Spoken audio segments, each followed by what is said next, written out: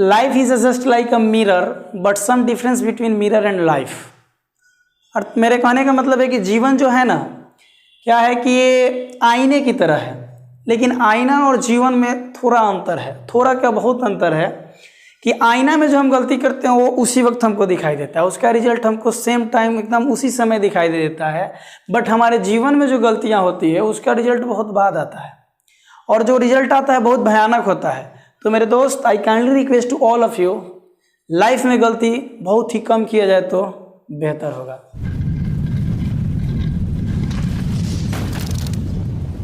This is Imtiaz sir and you are watching your favorite channel English Faculty. So my friends, today we are discuss about and focus about narration. So let's start this video. Narration. What is narration? Narration का मतलब हम कह सकते हैं कि किसी व्यक्ति के बातों को या तो उसके भाषा में व्यक्त करना या अपने भाषा में व्यक्त करना। ठीक है, अगर हम किसी व्यक्ति के बातों को उसी के भाषा में व्यक्त करते हैं तो उसे डायरेक्ट स्पीच यानी डायरेक्ट नरेशन कहा जा सकता है, और उसके बातों को अपने भाषा में अपने ज़बान में बोले तो उसे इनडायरेक्ट स्पीच या इनडायरेक्ट नरेशन कहा जा सकता है। अब क्वेश्चन उठ रहा है कि सर नरेशन पढ़ते क्यों हैं ना? तो नरेशन पढ़ने का कारण है कि नरेशन के बिना पढ़े, नरेशन के अगर हमारे अंदर नरेशन का ज्ञान ना हो तो हम कोई भी कविता और कहानी नहीं लिख सकते हैं। तो कविता और कहानी को शुद्ध करने के लिए, प्योरिटी देने के लिए हमें नरेशन की जानकारी होनी चाहिए। तो आइए हम लोग नरेशन शब्द पे थोड़ा सा ध्यान देते हैं। नरेशन का जन्म यानी नरेशन कहाँ से आया है? Narration come from narrate. कहाँ से? नरेट, यानी नरेशन शब्द की उत्पत्ति नरेट वर्ड से हुई है। नरेशन शब्द की उत्पत्ति नरेट शब्द से हुई है, जिसकी हिंदी होती है कहना। जिसका हिंदी क्या होता है? कहना। इंग्लिश में कह सकते हैं टू से या टू स्टेटमेंट। टू से या टू स्टेटमेंट। तो ये नरेशन शब्द की उत्पत्ति की बात हो गई। नरेशन आया कहाँ से? ठीक है, और नरेशन पढ़ते क्यों है ये भी आप जान गए ना? कोई दिक्कत है क्या?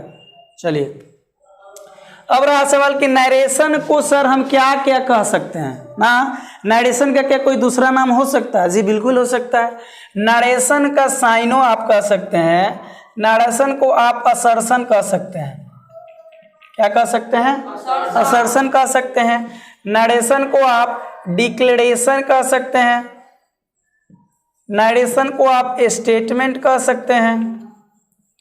यानी अब नरेशन को ये अन्य तीन नामों से भी मतलब क्या कर सकते हैं? बोल सकते हैं या समझ सकते हैं।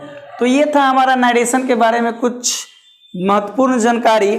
और आ सवाल कि सर थोड़ा गांव के भाषा में ना, यानी देहाती भाषा में हम इसको कैसे समझे?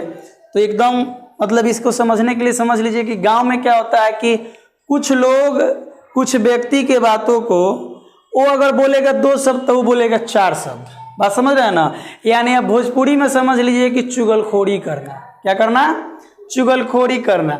नरेशन का मतलब होता है चुगली करना, यानी एक व्यक्ति की बातों को सुनकर किसी दूसरे व्यक्ति से बोलना नरेशन कहलाता है। क्या कहलाता है? नरेशन कहलाता है। ठीक है, तो देखिए चुगली करने का भी 2 तरीका हो सकता है। पहला, हम उसके जबान में बोल सकते हैं जैसे उसने बोला, और दूसरा हम उस बात को अपने भाषा में बोल सकते हैं कि फलाने ने इस बात को ऐसे बोला। ठीक है, तो इस प्रकार नरेशन को हम 2 भागों में पढ़ते हैं। कितने भागों में? 2 भागों में। यानी नरेशन को हम क्या करते हैं कि 2 भागों में डिवाइड करते हैं। एक को कहते हैं डायरेक्ट स्पीच और दूसरे को कहते हैं इनडायरेक्ट स्पीच। ठीक है, तो यही हम लोग किसी किसी किताब में तो यही लिखा होता है, चैप्टर का नाम बदल देता है। नरेशन ना दे करके क्या देगा?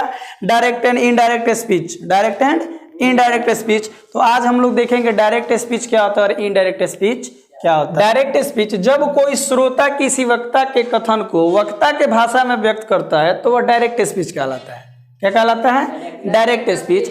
इसको अपने भाषा में समझिए कि जब हम किसी व्यक्ति के कही हुई बातों को हूबहू उसी के शब्दों में दोहराते हैं वह डायरेक्ट स्पीच कहलाता है। क्या कहलाता है? Direct speech. जैसे एग्जाम्पल दिया है कि रानी सेड आई एम इल, रानी बोली मैं बीमार हूं। अच्छा, आप दिमाग लगे कि रानी बोली होगी तो किसी न किसी व्यक्ति से बोली होगी, यानी आप एग्जाम्पल से समझ सकते हैं कि मान लो एक रानी है और एक मान के चलो कि यहाँ पे सीमा है, यानी रानी ने सीमा से कहा, रानी ने सीमा से कहा, क्या कहा कि मैं बीमार हूं। कौन बीमार है? रानी। और सीमा क्या की कि इसके बात को, रानी के बात को सीमा हूबहू वैसे ही बोल दी, तो ये बात हो गया हमारा डायरेक्ट। क्या हो गया? डायरेक्ट। ठीक है, आगे देखते हैं इनडायरेक्ट स्पीच। इनडायरेक्ट स्पीच, इसको पढ़ने से पहले फिर एक बार इसको रिपीट करते हैं। जब हम किसी व्यक्ति के कही हुई बातों को हूबहू उसी के शब्दों में दोहराते हैं तो क्या कहलाता है? Direct speech. क्या कहलाता है? Direct speech. आइए देखते हैं इनडायरेक्ट स्पीच। इनडायरेक्ट स्पीच में कुछ नहीं कहना है। आप अगर डायरेक्ट स्पीच समझ गए तो इनडायरेक्ट स्पीच आपके लिए क्या है? हाँ, आसान है। देखिए, इसमें लिखा है कि जब कोई श्रोता किसी वक्ता के कथन को वक्ता के भाषा में बोले, लेकिन इसमें आपको बस क्या कर देना है कि जब कोई श्रोता किसी वक्ता के कथन को वक्ता के शब्दों में व्यक्त ना करके बल्कि अपने शब्दों में व्यक्त करे तो वह इनडायरेक्ट स्पीच कहलाता है। क्या कहलाता है? इनडायरेक्ट स्पीच कहलाता है। अर्थात आप ऐसे समझ सकते हैं दूसरे तरीका से कि जब हम किसी व्यक्ति के कही हुई बातों को उसके जबान में ना बोल के हम अपने तरीका से बोले, वह इनडायरेक्ट स्पीच कहलाएगा। क्या कहलाएगा? Indirect speech. जैसे यहाँ पे रानी सीमा से बोली थी कि मैं बीमार हूं। क्या था? रानी बोली सीमा से कि मैं बीमार हूं, यानी कौन बीमार थी? रानी। अब सीमा उठी और गरिमा से बोली। किससे? गरिमा से। कि रानी बोली कि वह बीमार है। रानी क्या बोली? कि वह बीमार है, यानी Rani told that she is ill. Rani बोली कि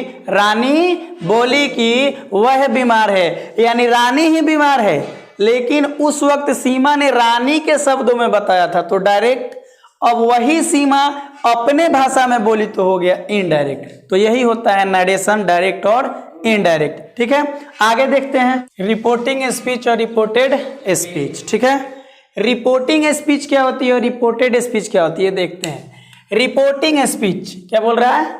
रिपोर्टिंग स्पीच, यानी देखो नाम सुनो, रिपोर्ट का मतलब होता है सूचना देना। क्या करना?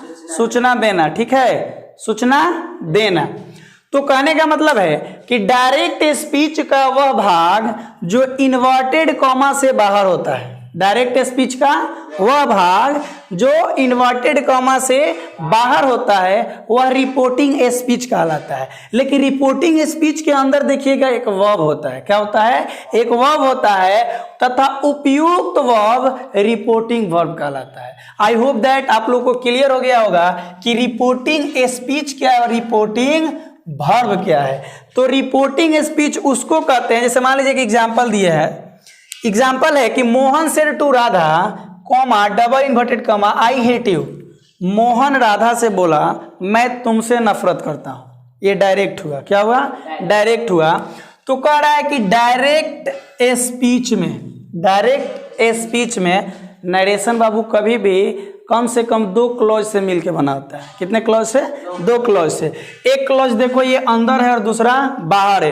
ये बोल रहा है कि जो इन्वर्टेड कॉमा के बाहर होगा उस सेंटेंस को, उस हिस्सा को रिपोर्टिंग स्पीच कहा जाएगा। यानी ये कौन सा स्पीच है? तो रिपोर्ट कर रहा है। देखो क्या कर रहा है, मोहन ने राधा से बोला या मोहन ने राधा को बोला, ये सूचना किया। क्या सूचना किया? आई हेट यू, मैं तुमसे नफरत करता हूं। तो यहां पे यहां से लेके और यहां तक ये हिस्सा हमारा रिपोर्टिंग स्पीच है। क्या है बाबू? रिपोर्टिंग स्पीच है। और आप ध्यान से देखिए इस रिपोर्टिंग स्पीच में एक वर्ब है। क्या है? एक वर्ब है। इस वर्ब को हम रिपोर्टिंग वर्ब कहते हैं। क्या कहते हैं? Reporting verb. बताओ रिपोर्टेड स्पीच और रिपोर्टिंग स्पीच और रिपोर्टिंग वर्ब क्लियर हुआ। इन्वर्टेड कॉमा के बाहर वाला स्पीच को क्या कहते हैं? रिपोर्टिंग स्पीच तथा इसमें उपयोग होने वाले वर्ब को क्या कहते हैं? रिपोर्टिंग वर्ब कहते हैं। ठीक है, अब रहा रिपोर्टेड स्पीच। क्या रहा? Reported speech. अच्छा से समझिएगा, सूचना तो दे दिया गया किसको? राधा को, लेकिन उस सूचना में रिपोर्ट क्या था? तो जो रिपोर्ट था उसको रिपोर्टेड स्पीच कहते हैं। क्या कहते हैं? रिपोर्टेड स्पीच कहते हैं। आई हेट यू, उस लेटर में, उस सूचना में क्या लिखा गया था? कि मैं तुमसे नफरत करता हूं। क्या करता हूं? यानी आप ऐसे आसान भाषा में समझ सकते हैं कि डायरेक्ट स्पीच का वह हिस्सा, वह भाग जो इन्वर्टेड कॉमा के अंदर हो, जो इन्वर्टेड कॉमा के अंदर हो, इसको कहते हैं हम रिपोर्टेड स्पीच। क्या कहते हैं बाबू? Reported speech. आई बात समझ में? इन्वर्टेड कॉमा के अंदर वाले हिस्सा को, अंदर वाले क्लॉज को क्या कहते हैं? रिपोर्टेड स्पीच कहते हैं। और आप ध्यान से देखिएगा, इसके अंदर भी एक वर्ब होता है, verb of the reported speech कहते हैं। क्या कहते हैं? स्पीच कहते हैं। ठीक है, अभी तक मैंने इस वीडियो में आपको जितना भी, इस क्लास में जितना भी चीज बताया, ये मायने नहीं रखता है कि कौन क्या कहलाता है, लेकिन बनाने के लिए इसकी जानकारी जरूरी होनी चाहिए। अब जो हम आपको बताने जा रहे हैं वो सबसे इंपॉर्टेंट है। वो सबसे इंपॉर्टेंट है कि आखिर हम डायरेक्ट को इनडायरेक्ट में कैसे बदलें, किस डायरेक्ट स्पीच का कौन सा टेंस किस टेंस में बदलता है, प्रेजेंट टेंस की क्रिया किस टेंस में बदलती है।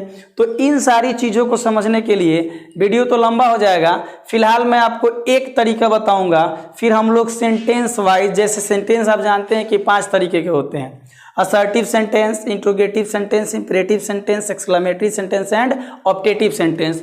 आज हम लोग असर्टिव सेंटेंस का डायरेक्ट इनडायरेक्ट करना सीखेंगे और बाकी का नेक्स्ट वीडियो। तो डायरेक्ट से इनडायरेक्ट बनाने का सबसे पहला स्टेप है, जब रिपोर्टिंग वर्ब प्रेजेंट टेंस में हो, जब रिपोर्टिंग वर्ब प्रेजेंट टेंस में हो, उस वक्त की बात की जा रही है। अरे एक बार समझ लीजिए, इसके बाद लाइफ में कभी समझने की आवश्यकता नहीं पड़ेगी। रटना नहीं है, रटना तो बिल्कुल मना है। देखो, हम डायरेक्ट स्पीच पे ध्यान देंगे। किस पे? Direct speech. डायरेक्ट स्पीच कह रहा है कि अगर प्रेजेंट में होगा तो से होगा, नहीं तो सेज होगा। Comma invert